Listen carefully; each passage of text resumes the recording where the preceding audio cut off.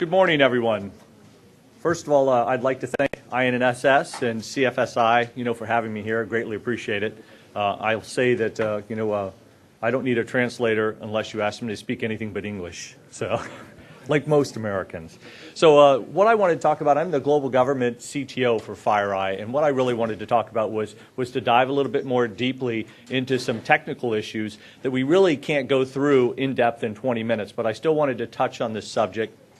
So, and talk about Operation Ke3chang and some attacks that we've seen, on ministers of foreign affairs, or attacks on the G20. For anybody that's deeply interested in this, there's a great white paper we've written on this, and to make it easy for you, we provided it to Danielle at INSS, so you can actually just reach out and they can send you the more in-depth white paper. So we're just going to touch on a couple things, in the next few minutes and see if we can't get us a little closer back to our schedule. Some of the things I want to talk about, an overview of the attacks, Operation Ke3chang, how we named it, some of the technical analysis, the C2 infrastructure, and the post-compromise activity.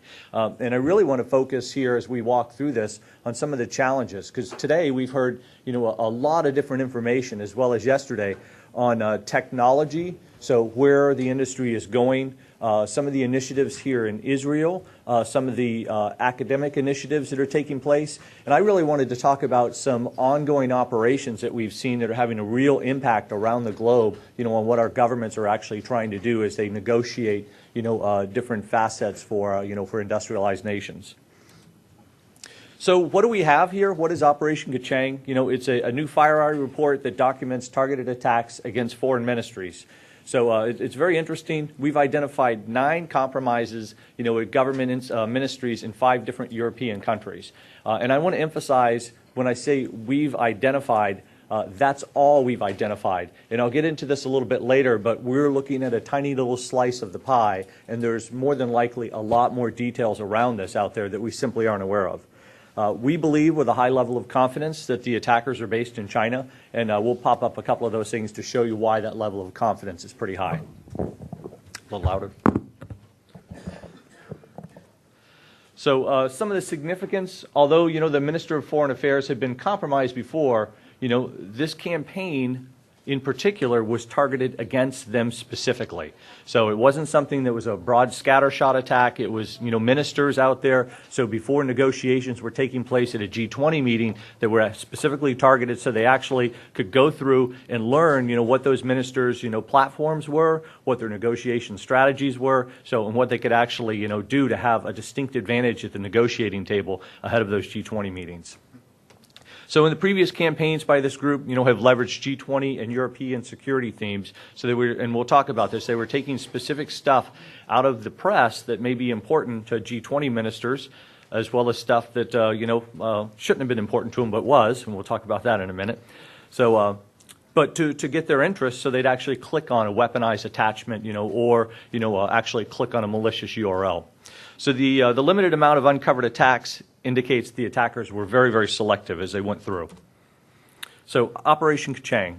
So, the attack vector, all these names are pulled out of files, and pulled out of analysis that our great threat intelligence team actually compiled. So the name Moviestar was one they were actually using. So, and it was focused on U.S. military operations in Syria. That was the lure or the bait, for the ministers to look at it. So you think about, the G20 meeting that was taking place at that time, it was to be in Russia. So, and was supposed to be focused on a number of different items, but instead it was focused on what? It was focused on, what was going on in Syria, and what should take place, for all the, allied nations around the world and the G20 to actually help solve that problem. So, they dropped a PDF out there that, U.S. military was doing operations out there, and it wasn't even a PDF. It was actually an executable with just simply, renaming it to a PDF. So it was very successful. The previous attack vector, Snake, that one's very, very interesting. If you look at the little image there, so like I said, things they shouldn't have been looking for, but were. So, and those were supposedly, a PowerPoint, show of Carla Bruni naked pictures. So, who at the time was the first lady, in France. So. It's surprising, but many of these things are very, very successful when you're targeting people out there. And there were ministers actually clicking on this because we know that We know that because they were compromised. And not only ministers, but keep in mind, I'll go off on a slight tangent here, but it's important to think about, the risk that we share across the board. I bounce around the globe all the time meeting with governments, and it's amazing to me how many people think they're not, prone to any attacks. They're very careful. So what they don't think about is they may have an exec or, an administrative assistant that actually has their same credentials, so that paints a broader picture, that doesn't have the same training, that's not actually in control. So in compromising that individual is compromising yourself, because you also have the same access to your calendar, to your email, to any other assets that you have back there. So that's a big, big challenge that we see across the board. So when I say the ministers, it could have actually been some of their staff as well, is my point. We'll give them credit. So some of the exploits that were used on this, a Java exploit when it was a 0-day.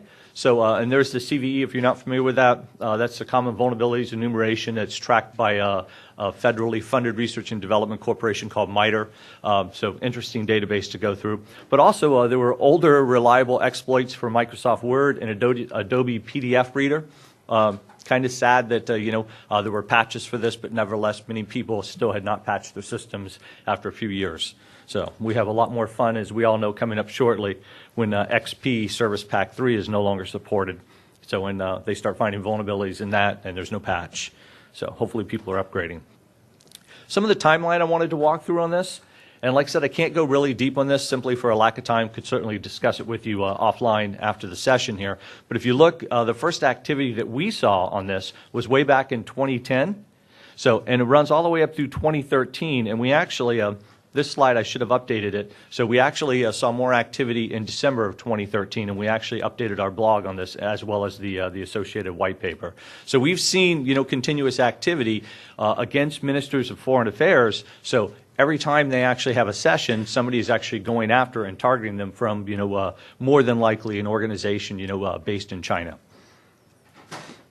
So on this slide, I know it's not that large up there, but if you look on the decoy and lure theme, very interesting. You have the European Security and Defense, Carla Bruni, the London Olympics was, prior to that. So in that same time frame, and I'll walk you through some of the documents I have here. Sadly, the McAfee report, their security report, was also one of the lures, and it wasn't the McAfee security report. They just used the McAfee name in the cover page. So it's kind of funny. I was actually at McAfee during that time period. So, but it's not one we've seen a lot where they're actually using, a fake document from a security company that generally people will see that PDF and say, oh, that's interesting. I like reading that, and pull it down. But they didn't at work. So the draft agenda, was another one laying out the agenda for the G20 meeting, National Day arrangement, and a number of other items. So again, just a decoy document. So that's the report, what it looked like. We actually captured these off the web. So that one's interesting. It was very, very successful. This one was used more often than most of the other ones. So, and it was actually a schedule. So you think about it, a simple PDF that you can pull down, and it was a real document that somebody could pull down, even though it was weaponized. So that actually gave you the full Olympic schedule, events you might want to see, in one document. And I want to say, as we're going through this, I'm still talking about these are lure documents for, the G20 ministers, so that were being sent to them in targeted attacks. So again, this one was actually a PDF on the Irish burden, the debt burden at the time. So another lure document, another topic that was going to be discussed at the time back in 2010. A little bit more on the technical analysis. All the names that we use in our analysis on this thing was actually pulled out of either, the paths on this, the file names, or some of the tools actually across the board. So, and it's really interesting, the attackers use 3 types of malware that appear to be, evolution of a single project across the board.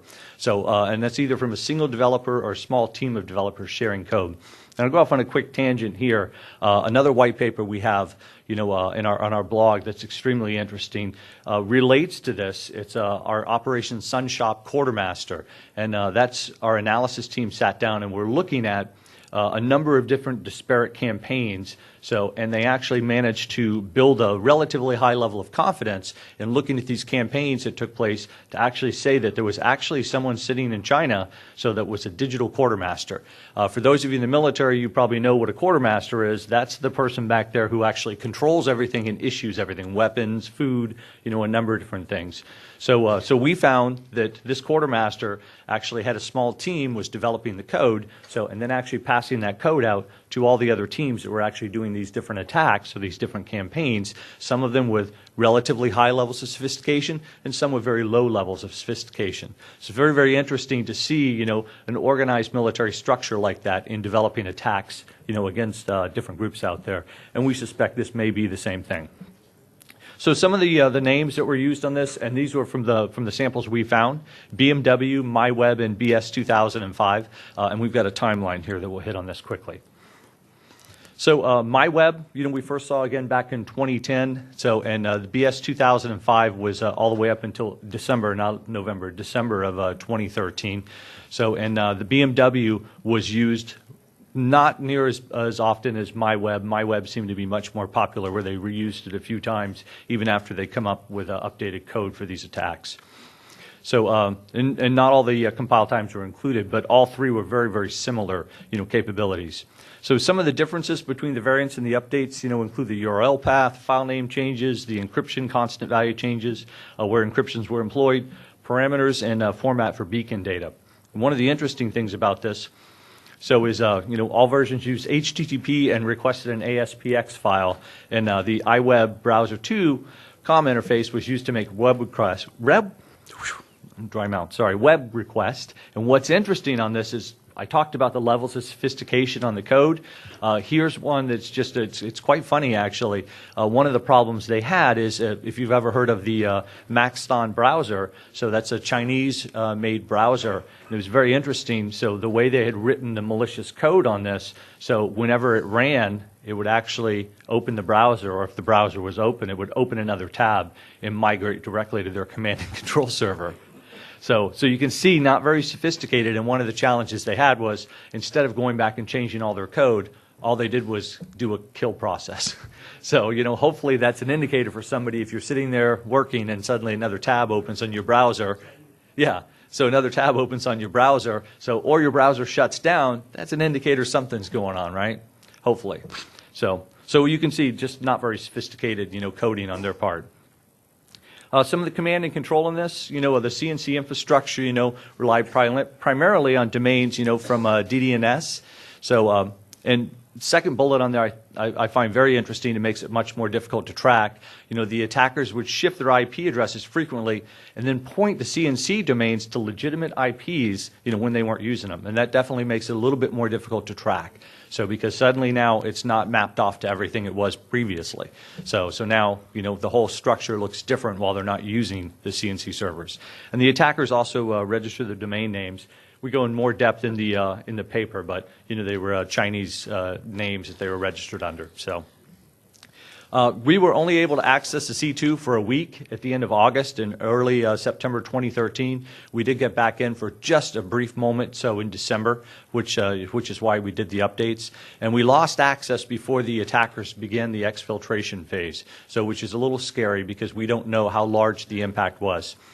It's very interesting. I just briefed this in Australia 2 weeks ago and was meeting with a number of government agencies down there. And if you're not aware, the G20 is meeting in Brisbane in November this year. So there's some major concerns down there in Australia over this, on what level of security can they put in place to ensure, at least in the supportive facilities they put in, that they have maximum protections in place to stop any of these attacks. So. Before I jump off there, actually, I'm going to stay on this one for a sec. So initially, when we looked at this, it was very interesting. We were access one C2 server the entire time, one C2 server. At the time, we thought there were 25, and now, actually, if you read the white paper, you'll see that we managed to map this back, correlating different IPs that resolved to the same domains, so to 99 command and control servers. Yeah, so think about that for a second, how large this campaign is against a G20 when we're looking at only one command and control server out of possibly 99 that we could see on the mapping process. And I think I do have the map up here. So interestingly enough, we did manage to get into their command and control panel. So we have some very talented guys on our threat intelligence team. So while they were in, they took a look at everything, mapped it all out. Even though a lot of it was English, if you look at the bottom, there's a Mandarin character set down there. So they did actually use that in a number of different places that we'll discuss. Some of the post-compromise activity, they did network reconnaissance. Once they actually, once they compromised the systems, so then they worked very diligently to, move laterally in the systems, which is a major problem. It's one of the reasons that when you see us speaking, we'll emphasize repeatedly that you've got to catch them right off the bat, because once they move laterally in your network and built beachheads in other systems, the level of complexity in trying to actually eradicate them from your network goes up dramatically. So. Skip off to the next one here. Again, I mentioned the lateral movement, what they were actually doing, some of the files that they were copying. They would create a, an archive, so upload it and then actually delete it off the system. So there was some minor cleanup from them on these systems, but nothing very, very sophisticated to completely clear up their tracks. So, and again, they removed the created network shares for moving this back up to their command and control servers. So, attribution. I think very important, we focused on the technical indicators in the malware, the command and control servers, domain registration information, and test machines used by the attackers. So very interesting that we don't go into it in the slide deck because we don't have time, but they did have sleep cycles built on it, so they were trying to actually find out if they were in a sandbox, so they could actually be identified. So, and of course we have a means to go around that and identify when they're trying to actually evade a sleep cycle or mouse click and other things like that. Again, on the attribution side, if you look, when we saw the tests that they ran in the VMs, you can see the Mandarin character set in there. Again, you can see it in there as well, even though it was in English. When they ran their VMs, they were actually all in Mandarin. So everything in the VM was in Mandarin, so which is very interesting. And again, that's a map of the command and control servers. So the vast majority of these domains were actually in the United States and China. So that's the one thing where you really don't want to be on the list. We're number one, the most command and control servers. It's not a list you want to be on. So, and again, from the VM, you can see all the Mandarin in here as well. So my conclusion on this, I know I was out of time, so the Ministry of Foreign Affairs are being targeted. So, I mean, that's an impact around the globe, to any country that's actually negotiating, some type of, whether it's agreements with other countries or, World Cup, there's a lot of ministers involved in that as well on the foreign affairs side. It's critically important that, we educate our users across the board so they understand, don't click on URLs, don't actually, open any attachments unless you're expecting that attachment. It takes 2 seconds to pick up the phone and call somebody, or put the proper technologies in place to ensure that you don't get compromised. So, and that's it. Thank you. Thank you.